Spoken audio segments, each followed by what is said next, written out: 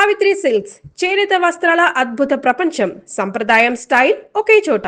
Sir ఏంటి ఎట్లా ఉండిపోతుంది మే 1న ప్రోగ్రామ్? దాసరి నారాయణరావు గారు మా గురుగారు అండి. ఆయన మరణించి 8 సంవత్సరాలు అయింది. ఇప్పుడు 80వ సంవత్సరం 80వ జయంతి రేపు మే 4వ తేదీన. ఆయన మీద ఉన్న అభిమానం కొద్దీ ఆయనతో మేము జర్నీ చేసిన దాని గురించి ఆయన పోయిన సంవత్సరం నుంచి ప్రతి సంవత్సరం దాసరి ఫిల్మ్ అవార్డ్స్ అని పెట్టాం. ఈ సంవత్సరం దాసరి లెజెండరీ అవార్డ్స్ అని పెట్టామండి.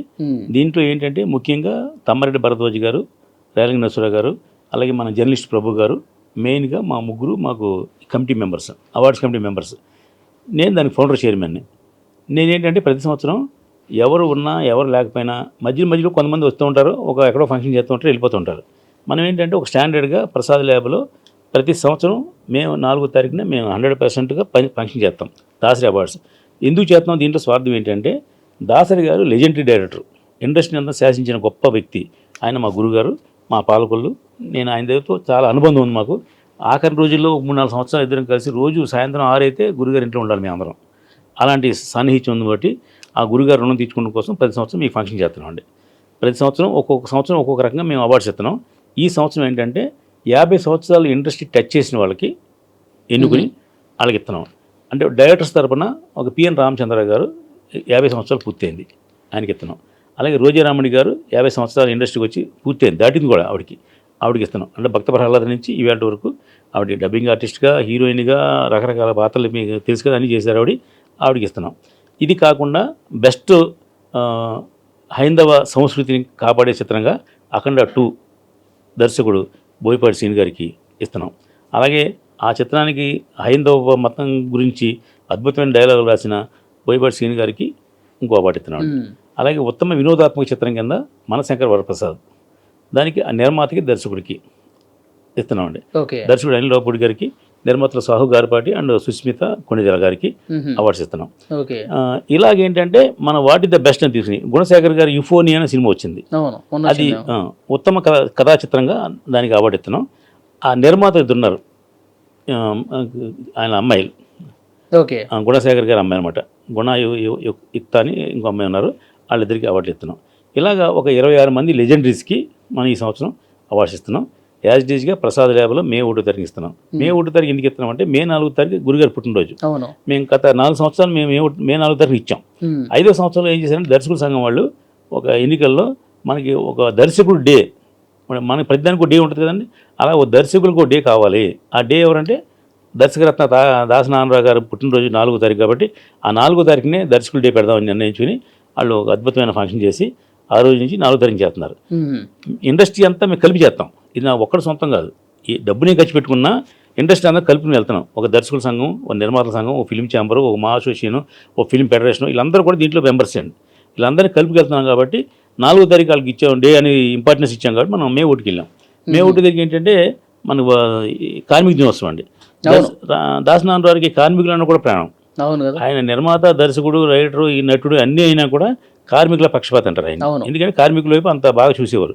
అందుకని ఆయన్ని మే 1 తారీఖు మార్చాం. ఇప్పుడు అప్పటి నుంచి మేము 5వ సంవత్సరం నుంచి మే 1నే చేస్తున్నాం. దీనికి మనకి ఒక సినిమా రంగం నుంచి ఒక 24 ఇస్తున్నామండి. అది కాకుండా సేవారంగం, కళారంగం ఉన్నాయండి. గురుగారు సేవారంగంలో ఉన్నారు, కళారంగంలో ఉన్నారు. ఆయన నటుడే కాకుండా ఆయన చాలా కళా సంస్థలకి డొనేట్ చేసేవారు.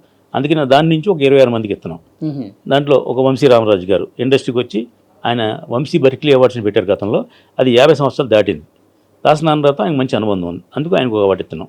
ఇలాగా ఓ 50 మంది, 24 మందికి ఏమో సినిమా వాళ్ళకి, 26 మందికి ఏమో సేవారంగం, కళారంగం నుంచి మొత్తం 50 మందికి అవార్డ్స్ ఇస్తున్నామండి. అది మే 1వ తారీఖున ప్రసాద్ ల్యాబ్లో సాయంత్రం 5 గంటలకు. చీఫ్ గెస్ట్ అంటే ప్రముఖులు ఎవరైనా ఉన్నారా? మాకు మురళీమోహన్ గారు, సుమన్ గారు రెగ్యులర్ చీఫ్ గెస్టులు మాకు అండి. ఇంకొక పెద్ద స్టార్ ఒక ఆయన వస్తున్నారు, అంటే మేము అనౌన్స్ చేయకూడదు ఎందుకంటే ఆయన యాక్సెప్ట్ చేయలేదు ఇంకాను. మా జర్నలిస్ట్ ప్రభు గారు మాట్లాడుతున్నారు, అది 99% అవ్వచ్చు, అయితే అది అనౌన్స్ చేస్తాం. పెద్ద స్టారు ఆయన వస్తారు. అంటే మాకు మురళీమోహన్ గారు, సుమన్ గారు మా దృష్టిలో పెద్ద స్టార్స్ వాళ్ళు ఇద్దరు, ఆయన కూడా వస్తున్నారు. అలాగే పద్మశ్రీ ఇద్దరికి వచ్చిందండి, మురళీమోహన్ గారికిను రాజేంద్ర ప్రసాద్ గారికి. అయితే వాళ్ళిద్దరు కూడా మనం సన్మానం చేస్తున్నాం. అయితే వాళ్ళు ఏమన్నారంటే పద్మశ్రీ ఇవ్వకుండా పద్మశ్రీ వచ్చినందుకు అనే మనం న్యాయం కాదు. అంటే గవర్నమెంట్ అనౌన్స్ చేయాలి ముందు, అంటే ఇస్తామని అనౌన్స్ చేసింది, గవర్నమెంట్ ఇవ్వలేదు. ఇచ్చిన తర్వాత పద్మశ్రేణి మనం యాడ్ చేయాలి. ఇప్పుడు పద్మశ్రేణి మనం యాడ్ చేయడం ధర్మం కాదు. అందుకని చెప్పి ఆ క్వాంటాల్లో ఇస్తున్నాం, కానీ ఈ పద్మశ్రేణి చెప్పట్లేదు మేము వాళ్ళిద్దరికి. ఇలాగ ప్రముఖులందరికీ కూడా చేస్తున్నాం. దానికి భరద్వాజ్ గారు, మా ప్రభు గారు, మా రాయల్ నర్సర్ మీ అందరం కమిటీ అనమాట అండి. ఇది రంగరంగ వైభవంగా చేస్తున్నాం. ఇది నా లైఫ్ అంబిషన్ ఏంటంటే, నేను ఉన్నంతకాలం, ఇండస్ట్రీ ఉన్నంతకాలం డెఫినెట్గా నేను ఈ ఫంక్షన్ చేస్తాను. మధ్యలో ఒకడు వచ్చి ఓ ఫంక్షన్ ఎక్కడో చేసి మళ్ళీ కన్వర్గ్ ఇంకో వచ్చి ఇంకో ఫంక్షన్ చేసి మళ్ళీ ఎక్కడో వెళ్ళిపోతారు. కానీ నేను మాత్రం ఉన్నంతకాలం డెఫినెట్గా మీరు బతుకున్నంతకాలం మీరే ఫౌండర్ అండ్ చైర్మన్ కాబట్టి మీరు కొనసాగిస్తూ ఉంటారు. దీనికి ఎవరి దగ్గర డొనేషన్ తీసుకుంటారో లేదా ఎంట్రీ ఫీజు తీసుకుంటారో అలాంటివి ఉండవు. అంత మీ సొంత ఖర్చు? నా సొంత ఖర్చే. మాకు గురువు గారి మీద ఉన్నటువంటి అభిమానం. మాకు కమిటీ ఉంటుంది. మా కమిటీ తప్ప మేము బయట ఎంట్రీ ఫీజులు అని వసూలు చేస్తారు. జనరల్గా షార్ట్ ఫిల్మ్స్ కాంపిటీషన్ పెడతాను అనుకోండి, 2000-1000 రూపాయలు ఎంట్రీ ఫీజులు చేస్తారు. మేము అలా వసూలు చెయ్యం. ఇది గురుగారి మీద ఉన్న గౌరవం కొద్దీ ఎదరవాడిని గౌరవించినప్పుడు ఆయన మనం ఇంకా ఎక్కువ గౌరవించాలి తప్ప వాళ్ళ డబ్బు తీసుకోవడం అనేది తప్పు. ఓకే సార్, మే 4వ తారీఖు డైరెక్టర్స్ డే పెట్టారు కదా గురుగారు పుట్టినరోజు నాడు. ఆ రోజు ఏం జరుగుతుంది సార్ కార్యక్రమం? ఆ రోజు కూడా దర్శకుల సంఘం వాళ్ళు చేస్తున్నారండి. జూబ్లీస్ క్లబ్లో ఎక్కడో చేస్తున్నారు అని ఇంకా కన్ఫర్మ్ అవుతుంది. దానికి చైర్మన్ రాయల్ నరసరావు గారు, దానికి నేను కూడా డైరెక్టర్ అసోసియేషన్ మెంబర్నే. అది కూడా చేస్తారు వాళ్ళు. వాళ్ళు ఏం చేస్తారు, ఓన్లీ డైరెక్టర్స్ వరకు చేసుకుంటారు. డైరెక్టర్ అసోసియేషన్ కాబట్టి డైరెక్టర్స్ని బాగా గుర్తిస్తారు వాళ్ళందరూ. ఏది ఏమైనా లెజెండరీ డైరెక్టర్ దాసనారాయణరావు అని ఈ ప్రస్తుత జనరేషన్ మర్చిపోకూడదు అని మా తలంపు. ఓకే సార్, ఇంకొకటి గురువు గారు అంటే మీకు ఎంత అభిమానం ఉందో మీ మాటలను బట్టి మాకు అర్థమవుతుంది. సో మీ జర్నీలో అంటే సందర్భం కాబట్టి అడుగుతున్నా, ద మోస్ట్ బెస్ట్ మెమరబుల్ పరిస్థితి ఏంటి గురుగారితో మీకున్నది? గురుగారు మా పాలకొల్లు అండి. నాది పాలకొల్లు, మా గురుగారి పాలకొల్లు, కోట రామకృష్ణ గారి పాలకొల్లు, రాయల నరసరావు గారి పాలకొల్లు. ఇలాగ పాలకొల్లు నుంచి సుమారు ఒక 68 మంది వచ్చారండి. నిర్మాతలు, దర్శకులు, నటులు, అలాగే చలంగారు, అల్లు రామలింగయ్య అందరూ పాలకొల్లే కదా. చిరంజీవి గారిది మొగులుతురు కానీ ఆయన పాలకొల్లు అల్లుడు కాబట్టి ఆయనది కూడా. అలాగే ఈయన మన రవిరాజ పినిశెట్టి గారు, ఎస్ఎస్ రవిచంద్ర గారు, ఇలాంటి డైరెక్టర్లు 3 మంది ఉన్నారు. మా పాలకొల్లు బ్రాండ్ 65 మంది ఉన్నారండి ఇండస్ట్రీకి పరిచయం వాళ్ళు. అనిశెట్టి, పినిశెట్టి ఉండే గుర్తుందా మీకు పూర్వం? పినిశెట్టి శ్రీరామూర్తి గారని ఇలాంటి వాళ్ళందరూ అక్కడి నుంచి వచ్చారండి. అప్పుడు మేము చిన్నప్పుడు గురుగారు నాటకాలు ఆడేవారు. పన్నీరు కన్నీరు అని పెద్ద నాటకం ఆడేవారు. అప్పుడు మేము గురుగారి దగ్గర పక్కన టీ గ్లాస్లో వాటర్ గ్లాస్ అందించేవాళ్ళం. మేము చిన్నవాళ్ళం మేము. అప్పటి నుంచి గురుగారి మీద మాకు అభిమానం. ఆ తర్వాత ఆయన సూపర్ డైరెక్టర్ అయిపోయారు, స్టార్ డైరెక్టర్ అయ్యారు. అయిన తర్వాత కూడా మేము దాసనారాయణ పేరు మీద దాసరి ఫిల్మ్ అవార్డ్స్ అని మేము ఎప్పుడో పాలకొల్లు పెట్టామండి. మనుషులంతా ఒకటే సినిమా రిలీజ్కి నేను మా ఫ్రెండ్స్ అందరూ కలిసి మేము చదువుకున్నప్పుడు ఇంకా 9th క్లాస్ చదువుతున్నాం.